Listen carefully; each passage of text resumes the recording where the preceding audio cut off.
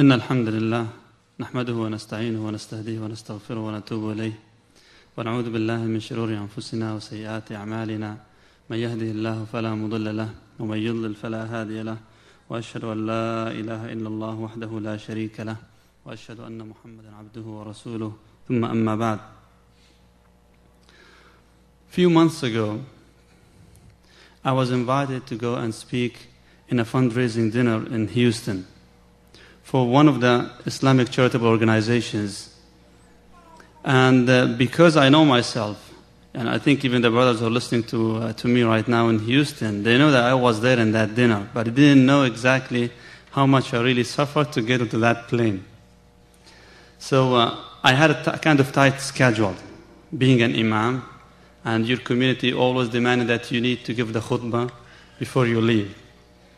And they don't want to accept anyone else to be on the member. So I apologized. But then the brothers actually, they insisted that I need to go there to give that speech or that lecture in the dinner. I accepted, but I asked that my flight would be after Jum'ah. And since the schedule is so tight, I tried to organize everything perfectly. And I made a schedule that would be exactly perfect. Finishing the khutbah, and then, just stay for a while with the community, then go to the airport, and alhamdulillah, I'd be just in Houston. In order to do that, I had to make a plan.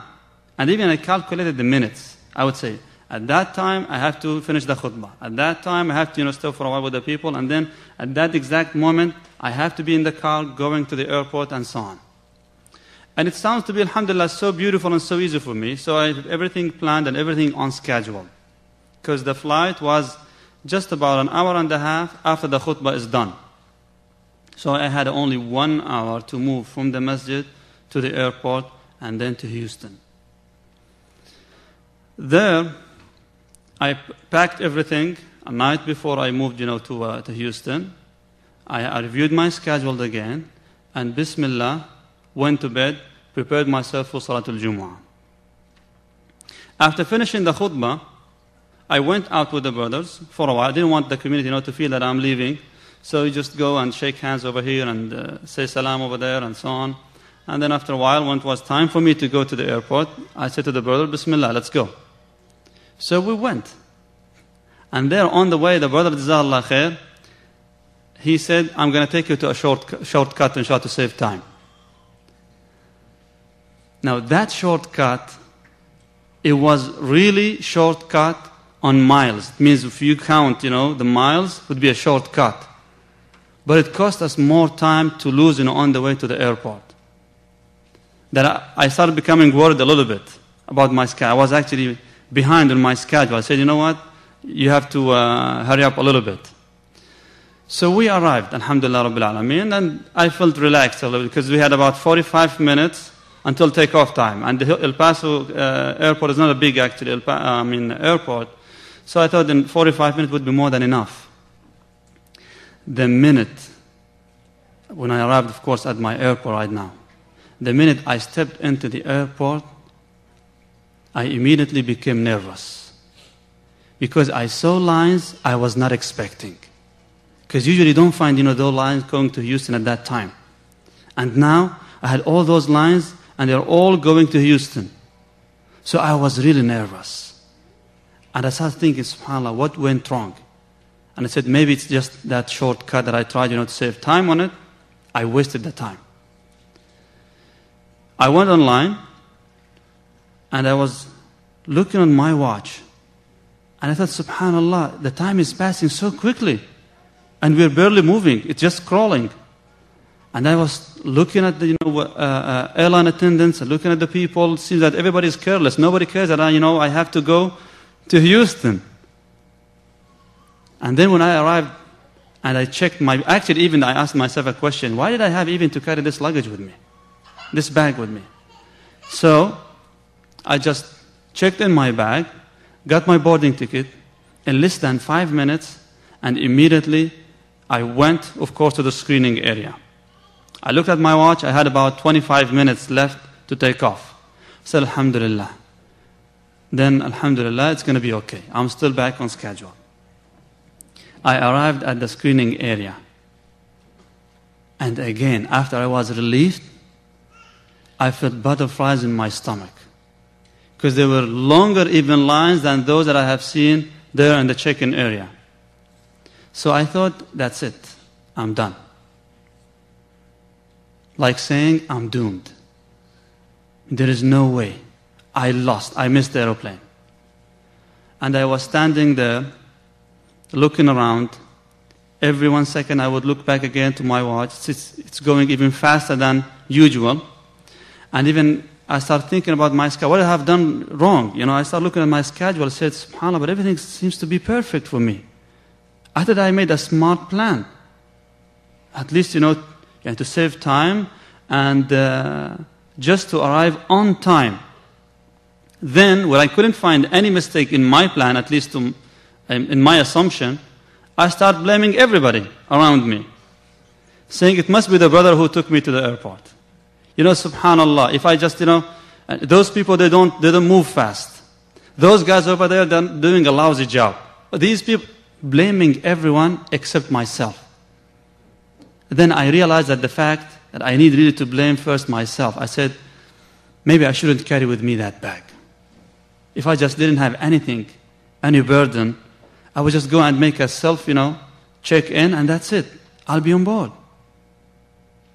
But anyway, I was looking at my watch, and there were less than 10 minutes for takeoff. So I was trying even to run or push the people in front of me, but nobody seems to be, realizing that I'm in a hurry.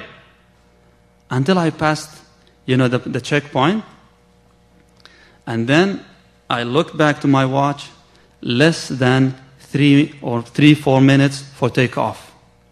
I started running. Now, because this is the last chance, I have to catch up. I started running with my boarding ticket in my hand. I arrived at the gate, and the lady behind the desk, even without asking me where you're going, she said, over there, pointing to the gate. So I just went there, and they took my boarding ticket, and I got in. Walking towards the aeroplane, I was so proud of that achievement, alhamdulillah.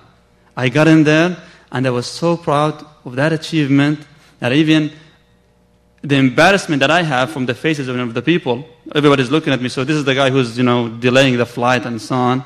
But I didn't care about that, because I made it. Alhamdulillah, I made it. And they told me, we're very sorry. You have to go, there's the last seat in the aeroplane.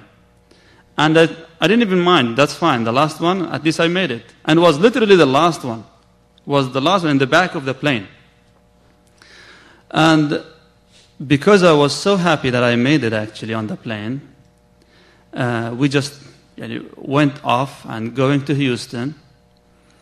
Maybe after 45 minutes flying, I heard the pilot saying that we are arriving at Dallas Airport. But yet still, I was so happy that I didn't even pay attention to it that much. And I said, maybe it's a mistake. So I just kept going on reading my book. A few minutes after that, the pilot said again that we arrived at the Dallas airport. And there I was shocked. So I turned my face to the guy next to me. I said, is this a connection flight or something? He said, yes, where are you going? I said, I'm going to Houston. He said, oh my God. He said, we're actually going to Austin. And you can imagine my face at that moment.